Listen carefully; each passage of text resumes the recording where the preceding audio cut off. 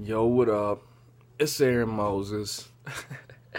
And I want to keep this. I want to keep this clean because this is for the kids. This is for the teens, the preteens, for the young adults. Watch this with your parents. Um, Again, I'm gonna try to keep it clean, but this is a very powerful, important, strong message. One of the most important, powerful messages that I'm gonna give you this year, this 2017. Work, having a job, is something that is not meant for everybody. Should everybody experience having a job? Yes, I'm going to tell you why. Because today at work, I ran into a thought process, a thought pattern that was all too familiar. I was being overwhelmed in a way that made me question my position in life. Okay, not that I'm crazy, not that I'm a loser, a bum, anything like that. Not that I just have this crappy job that pays me so well. I actually get paid pretty well. But the whole thing is the emotion behind what I'm doing. Do I believe in what I'm doing? Do I believe in my product? Do the people on the receiving end really care if I live or die? And the last job that I had that made me realize that, hey, these people really don't care if I live or die. These people really don't need me here. These people really have no interest in what I feel. And when you are involving yourself in something where nobody, there's no care, there's no emotion, you're not emotionally attached to it, you may like your job, you may have even a certain type of love for your job. And again, you don't really love something if you're attracted to it or you feel affection for it because of the benefits solely. That's not love, that's something else. Okay, pretty much what I'm saying is you don't need to be working a job, bro. Having a job is pretty much like it is being a slave. But I feel that a lot of dysfunctional relationships, a lot of abuse, a lot of neglect comes from some people having a job because they feel and they think about the emotionlessness that is involved with not only having a job but business in general. Business is not natural. Okay, business was invented by some weak people who invented money, who couldn't offer anything but their slickness and their trickery. So they invented a way for the weak people to be equal to the strong people, for their genes to survive to this point. Okay, nature does not. There's no business in nature. There's exchange, but if that exchange is not met, it always evens out in the end. There's symbiotic relationships, there's synergetic relationships, there's parasitic relationships, and I believe there's a fourth one. There's it's not it's not natural. It's evil. It's evil. Okay? You need to be doing something you love, bro. Especially if you've had abusive relationships. If you've experienced abusive parents, neglectful parents, drug addicts in your life, people taking advantage of you. For somebody to set something up in front of your face and say, look, I know you need something. I'm going to keep you in a position. I'm going to give you what you want, just a little bit of it. And if you get too big, if something too good happens to you, we're going to knock you down a couple pegs. You're like, come on, bro. It's not good. I believe children should have jobs just to see that they need to be owning their own business. I think a child should have maybe one or two jobs. I'm not going to give you any names of companies, but I am going to tell you, put yourself in the worst, crappiest position. If you're a black child, you need to be working for I need you to work as hard as possible to get a job with racist people. I'm not going to tell you which race would be the most racist because that wouldn't be fair. But whatever race you are, and it depends on where you live. If you live on the north, south, east, west, Midwest. But the point is for you to be as uncomfortable as possible to be inspired to start your own business, to do something you love. You don't even have to start your own business, because if you start your own business, you're going to have to give other people's jobs. And then you're going to have to be a super good person, and then you're going to have to be a philanthropist. All right, not everybody wants to be a philanthropist. But if you don't want to be in an abusive relationship, you do not need to be having a job. You're smart enough. You clicked on this video. You are smart enough. Just the evidence alone, you watching this far, you're smart enough to do something that you love, to start your own business, to surround yourself with powerful enough people that invest in your goal, invest in your message, that sustain your lifestyle because of your personality, whatever you have to do, with the exception of working a job. What is a job? A job is something that you didn't set up for yourself, that you are not paying yourself doing just by surviving. That's what a job is. If you work for somebody else, I'm going to give you another example. I'm going to give you another reason why you should find a job, not find a job. If you remember my story about when I went to the bank, I go to the bank, I'm going to say about 3 weeks ago. I walked there. It was, I'm not even going to say the name of the bank. And I walked in. I was gonna say something positive to this guy, because I haven't been in this area for about 2 years. And I recognized, bro. I was gonna say, dude, you still working here? Getting the money, not when you blah blah blah, yeah. But he's, can I help you, sir? I'm like, yeah, I need to cash this check. It's like $500 check. And he was like, yeah, do you have an account here? And I was like, nah, I don't. And then he did something, and he was like, yeah, we can't cash this here, man. And I was like, oh, that's cool. And then I proceeded to walk away. And then he said, he stopped me, and he was like, yeah, you can go to the currency exchange. And I was like, oh, yeah, where, how far is that? And he was like, it's about maybe 1.5 miles, 2 miles. And I was going to say, cool, thank you, have a good day. I said, cool. And I started to, turn body language for exiting. Then he said, yeah, I mean, judging by your backpack, I could see you're probably walking, so that's going to be about a 20-minute maybe walk. But if you're driving, it's going to be about 2 minutes. I wouldn't know, though, because, I have a car and stuff. And I looked at him like, dude, you're really that materialistic for you to say that? And it's people in line. AaroniMoses doesn't embarrass easily, okay? Because I learned at a young age that to a lot of people, embarrassment is a weapon that they will put to use very quickly. But not giving any cares will protect you from all attacks of that. Whatever the case was, I'm thinking, bro, you literally have on a suit and a tie. You literally have a noose around your neck and a uniform on that people who inspired slaves, slave mastery, pushed into the world. You are on the same level to me as a person that works at McDonald's. If you work at McDonald's, no disrespect, McDonald's is an awesome job. It has great benefits if you know how to utilize them. But there's no difference between the CEO, not the CEO, the project manager of, a construction company,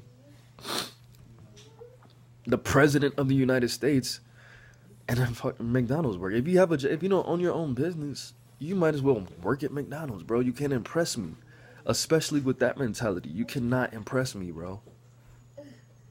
You can't. You have a suit and a tie on.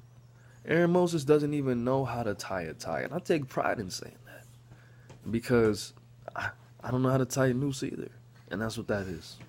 Symbolically, that's what that is. I'm not even going to go off on that because I feel like I'm switching subjects really, really rapidly. But the best thing that you can do with your life is, if you are going to work a job, Have an exit strategy. Have a plan, bro. Obviously, don't use banks.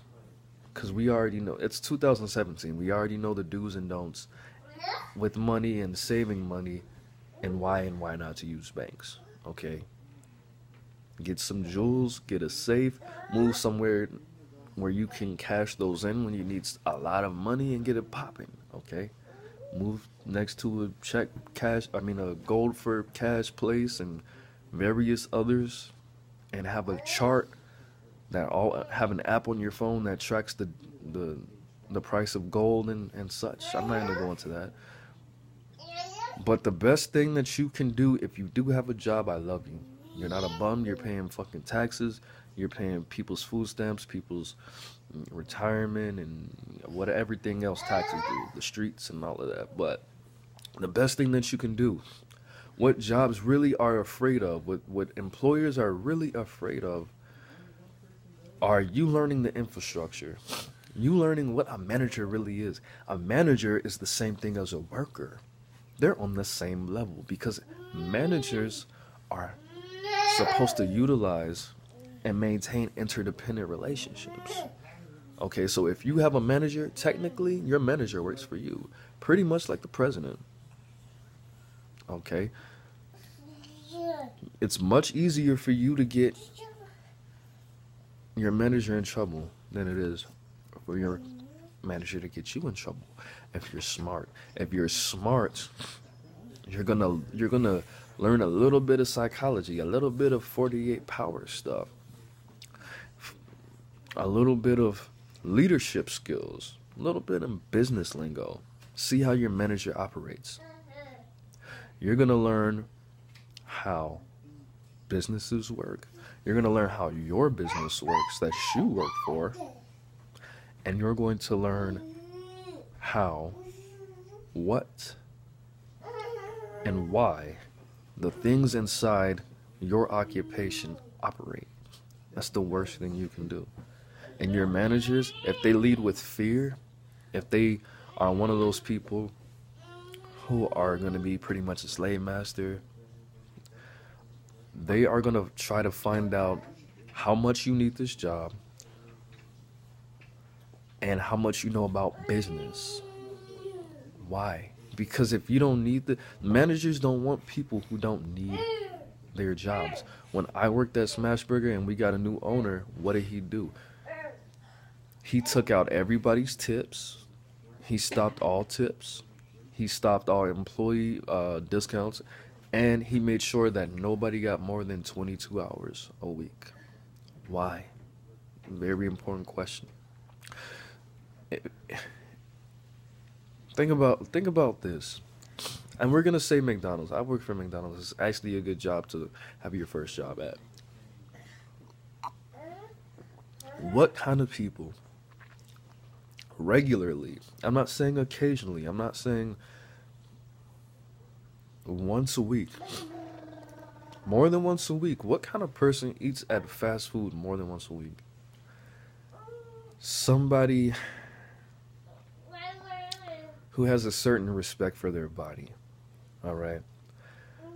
If you are forced to interact with those people, I'm going to say 30% of the chance you're going to get somebody who is going to act a donkey on you. I'm not saying all people who eat fast food more than once a week don't care about their body and don't respect their body. I'm saying that about 30% of them don't. Some people have real lives and really can't cook. Some people are addicted to fast food. Some people need it, But how often are you going to have to interact with people who you have to shield your self-esteem and your identity from? Okay? How much is that going to jeopardize your mental health? How much is that going to jeopardize your sanity? How much of that is even going to jeopardize your freedom? Look at bro who had to beat those girls up with I believe it's the thing you clean the greaser out with. He was already a felon. He was already a violent felon. He could have got life for that situation. Because two drunk girls who didn't respect their freaking bodies came in and attacked him when he was just trying to be a felon and work a crappy job like the government told him he has to do now if he's not creative enough to work with the future that he set up for himself. So you're either going to get your identity stripped, which pretty much that's what a uniform is. Your uniform is to put you in a certain state of mind to make you do things that you wouldn't normally do.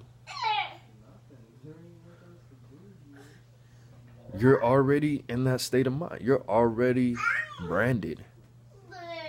You can never wear those Dickies again. You can never wear that undershirt again because that's gonna smell like McDonald's till you burn it, till you throw it away and donate it to Goodwill. Okay? When you hear that beeping noise, if you hear a beeping noise anywhere, a garbage truck backing up, you're automatically gonna subconsciously, you're gonna think, oh crap, the fries, it messes with you, bro, on that level. You're gonna put your mental health in jeopardy. You're gonna put your identity, your ego, what you need. Don't let people keep telling you that you need to destroy your identity, because you do need it. You can use it. It's useful. All right? For all my Buddhists out there. And you're going to let somebody jeopardize your freedom for some fat girls, some drunk girls coming in Waffle House at 3:30 in the morning that forgot what they ordered and you brought them their plate and they want to physically harm you. You're going to put your freedom in jeopardy for a corporation that's not even natural. Even if you work at Whole Foods, whatever. You don't love this job that you have. You work at Whole Foods, and whatever happens to you, all the company cares about is that they can replace you when you don't get any money from suing them. And you don't go crazy and burn down one of their establishments. That actually might be good because they get some little bit of insurance and some other things out of you. But why are you going to put all of this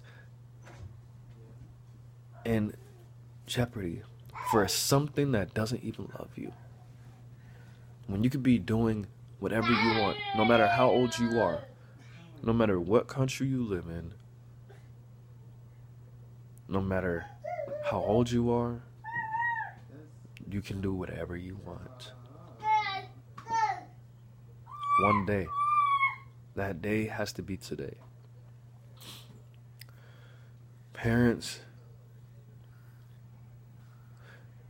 I want you to make your kids get jobs. The crappiest jobs. First, I want you to make them learn about business, psychology, leadership skills. I want you to make them get crappy jobs so they can learn why they don't need to have a job when they grow up, no matter where you live. And if they do already have jobs, if you're in a position where they have to work, just like you talk to them about what they learned in school today, you need to talk to them about what they learned in work today. What did you learn about business today? I want you to write me one paragraph, something new. We're gonna every week we're gonna collect these one paragraphs, and we're gonna go over what you learned about business, about socialization, about leadership, about interdependent relationships, some kind of business lingo, about marketing, about sales, about programming, something, okay? That needs to happen. That needs to happen today for everybody, all right? What did you learn about business today? We're going to go over these 7 paragraphs once a week, and then we're going to, once a month, we're going to compare them to actual business structures and theories and things like that. That definitely needs to happen. And you need to program your children to never, ever work for anybody. You don't need to have a job. You need to be giving people jobs. Okay? You need to be doing what you love. This shit's, excuse me, why? What's the point of doing something you don't love? It's not fun. Yeah, you need to be disciplined and a well-rounded person, have character, willpower, and things like that. But that can be done with love. You don't need to have a job to make money. You don't need to have a job to learn any of those things. You do need to have a job, however, to learn why you don't need to have a job. And that's it, man. I hope you learned something. I hope you guys are taking the steps to learn business, to open businesses, to learn partnerships, and every single thing ever. And again, you don't necessarily need to give people jobs. You just need to be a self-sustaining entity.